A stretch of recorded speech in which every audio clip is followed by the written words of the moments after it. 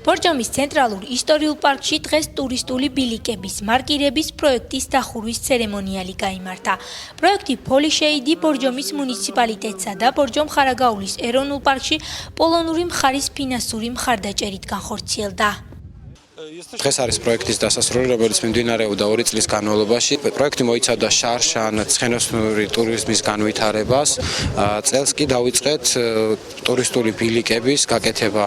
მოხდა პირველი პროფესიონალებით დაკომპლექტებული ასოციაციის ჩამოყალიბება, რომლებიც საცხენოსნო ტურიზმის განვითარების კუთხით იმუშავებენ.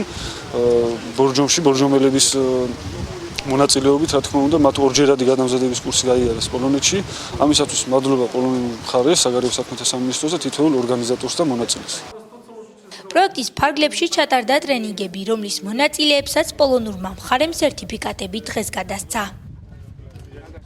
პროექტის ფარგლებში ჩაგვიტარდა თეორიული და პრაქტიკული ტრენინგები. პირველად ეს მოხდა ბორჯომში, შემდეგ მოხდა 2 სპეციალისტის წაყვანა ბორჯომ-ხარაგაულის ეროვნულ პარკიდან პოლონეთში და აგრეთვე ბორჯომის მუნიციპალიტეტიდან, რომლებსაც თეორიული და პრაქტიკული ტრენინგები ჩაუტარდათ პოლონეთში ბესჩადების ეროვნულ პარკში. გავიარეთ ტრენინგები, 17-დღიანი ტრენინგი, რომელიც მოიცავდა ბორჯომს და აგრეთვე პოლონეთს, გადმოგვეცა ამით სერტიფიკატები.